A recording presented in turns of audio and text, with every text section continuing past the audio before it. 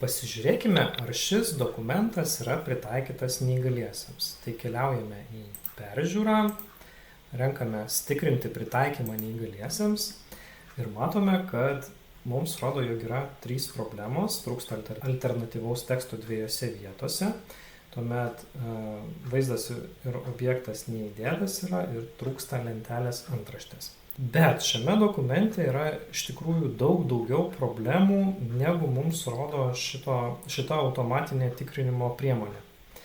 Visada žmogus gali rasti daugiau problemų ir viena iš problemų yra labai paprasta čia. Tai yra netinkamas šriftas. Mes čia turim seną šriftą Times New Roman, kuris lig šiol buvo privalomas visose dokumentuose. Tačiau dabar privaloma yra naudoti Sans tipo šriftą. Ir galima įstaigoms rinktis. Kuo skiriasi tie šriftai? Sans yra vienodesnis tekstas, nėra susiaurėjimų, nėra užraitymų, o serifinis tai turi tokius susiaurėjimus, užraitimus įvairius. Ir yra nustatyta, kad tokį tekstą yra sunkiau skaityti. Todėl rekomenduojama dabar dokumentuose naudoti Sans tipo šriftus. Microsoftas yra išleidęs naują šriftą, bet jis dar nėra paplitęs dokumentuose, todėl naudokime Calibri. Calibri šriftas naudojamas yra daug plačiau, nes tai jau gana senas šriftas, nuo 2010 metų buvo įvestas. Pavyzdžiui, jį mes galime rasti ir LibreOffice. Tai jeigu naudosime ar vieną ar kitą Office, tai dokumentai mums atrodys panašiai. Tai visą dokumento šriftą mes pasikeiskime į Calibri ir taip padarome su trumpąja klavišų kombinacija Ctrl+A. Tuomet pasirenkame čia Calibri. Ir štai visas tekstas pasidarė lengviau įskaitomas. Kitas labai svarbus dalykas yra struktūra. Tai struktūrą mes galime pasižiūrėti paspaudę rodymas ir naršymo sritis. Matote, nėra jokios dokumento struktūros. Neregiai per dokumentą naviguoja visų pirma eidami per antraštės. Ir jeigu antraščių nėra, tada jie nežino kokia, tiesiog negali greitai peršokti į kitą dalį. Pavyzdžiui, jeigu jam neaktualu yra kažkokios kelios pirmos dalis, tai jisai sustos ties ten kokią 4 ir tiesiog toliau jau paskaitys visą turinį. O jeigu tų antraščių nėra, tai jam tenka dėja skaityti viską iš eilės. Tai yra labai labai svarbu naudoti antraštėse. Naudodami stilius sutvarkykime dokumento struktūrą. Pirmoji antraštė turėtų būti aukščiausio lygio, tai pasinaudokime antraštė 1. Ir kai mes paspaudžiame antraštę 1, mums uždeda stilių, kuris yra čia išsaugotas tiesiog iš pačios Microsoft Word programos, pagal nutylėjimą, taip sakant. Tai mes galime susitvarkyti ir, sakykime, pirmo lygio antraštę mes padarykime 16 šrifto, pastorintas ir ne Calibri Lightas, o Calibris. Tegul būna. Ir dabar, kad išsaugoti šitą nustatymą, tiesa dar tai yra centruotas, ir kad išsaugoti šitą nustatymą, mes paspaudžiam ant stiliaus ir paspaudžiam dešinį pelės klavišą, paspaudžiame naujinti elementą. Užfiksuoja, kad antraštė pirmo lygio būtent turi būti tokių parametrų. Ir dar ką reikia padaryti, tai spausti modifikuoti. Ir mes čia turim galimybę pasirinkti automatiškai naujinti ir padaryti, kad naujose dokumentuose viskas būtų pagrįsta šiuo šablonu. Tai ką tai reiškia? Tai reiškia, kad jeigu jūs atsidarysite naują Word dokumentą, tai būtent antraštė 1 jau turės išsaugotą šitą stilių. Tai yra naudinga, nes jeigu jūs vieną kartą susitvarkysite stilius, užfiksuosite, kad naujose dokumentuose jos taikytų, tai tiesiog jums kas kartą nereikės to daryti. Tai todėl rekomenduočiau tai padaryti, tai spaudžiam gerai. Toliau kita antraštė pas mus yra jau antro lygio. Ir taip pat aš pasižymiu antraštę. Ir čia paspaudžiu, kad tai yra antraštė 2. Ir antraštė 2 pas mus taip pat gali būti 16 dydžio.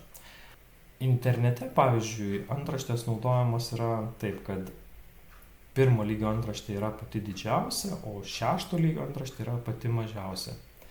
Tai panašiai ir Word dokumentuose, tačiau yra niuansas. Kartais dydis gali būti vienodas, svarbiausia yra lygis, nes neregys būtent iš esmės mato, jeigu tai yra 2 lygio antraštė, tai reiškia, tai jau yra, kažkoks tai didelis skyrius ar panašiai.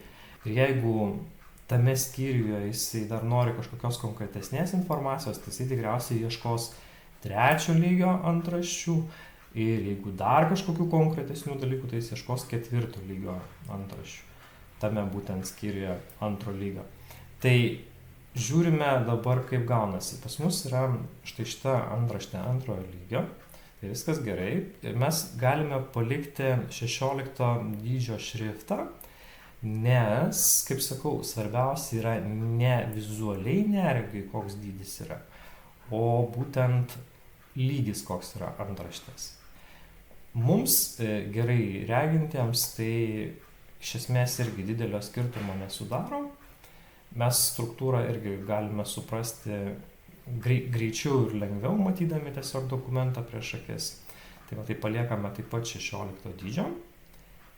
Ir tik tai ką padarome, sucentruojame, pasižiūrime, kad tai būtų pastorintas šriftas, ir išsaugome šitą stilių. Naujinti paspaudžiame, taip pat spaudžiame dešinį klavišą modifikuoti ir uždedam, kad naujose dokumentuose taip pat taikytų šitą stilių. Spaudžiam gerai. Toliau pas mus yra 3 lygio antraštė, nes čia kalbama bendrai, kaip patikrinti, ir čia prasideda jau variantai. Tai todėl tai yra 3 lygio. Tai čia aš spaudžiu 3 lygio, kaip matote, uždeda 14, bet mes pastorinkim ir sucentruokim. O aš blogai pažymėjau, taip. Tai pastorinkim, sucentruokim. Ir dabar vėl aš pasižiūriu kalibris, galiu tada išsaugoti, naujinti ir taip pat modifikuoti, automatiškai naujinti, naujose dokumentuose paspaudžiu. Tai yra 3 lygio antraštė. Dar vienas variantas, tai tiesiog paspaudžiu 3 lygio antraštę, man ją uždeda. Taip, čia vėl žiūrime, pasižymiu ir taip pat yra 3 lygio antraštė. Dar viena 3 lygio antraštė. Ir dar viena 3 lygio antraštė. O čia, kadangi kalba apie šitą mygtuką, o jau čia kalba, kaip jį pridėti, tai čia galime priskirti 4 lygio antraštę. Tai pasirenkam 4 lygis. Ir 4 lygiui mes nuimsime, kad būtų tekstas kursyvu arba italikų, ir paliksime 12 dydį, bet pastorinsim, padarysime, kad raidės būtų juodos, sucentruosime ir nepamirškime šitos nustatymus išsaugoti. Tai dešinį klavišą, naujinti ir taip pat modifikuoti, automatiškai naujinti naujose dokumentuose ir spaudžiam gerai. Taip, ir čia, pavyzdžiui, toliau jau būtų lentelės ir pritaikymas. Tai būtų 2 lygis, nes visai kita tema. Ir, sakykime, diagramos taip pat galime priskirti 2 lygiui. Tai mes dabar turime dokumento struktūrą ir jeigu kairėje pusėje pasižiūrėsime, tai pamatysime 1 lygis, 2 lygis, 3 lygis, 4 lygis ir vėl 2 lygis. Tai štai tokią struktūrą mes turime. Neregiui jau yra daug aiškiau, jis gali iš karto peršokti per šitas antraštes ir atsidurti toje dokumento vietoje, kurioje jisai nori sustoti. Na ir naudodamasis būtent struktūra, neregys gali greičiau rasti reikalingą informaciją.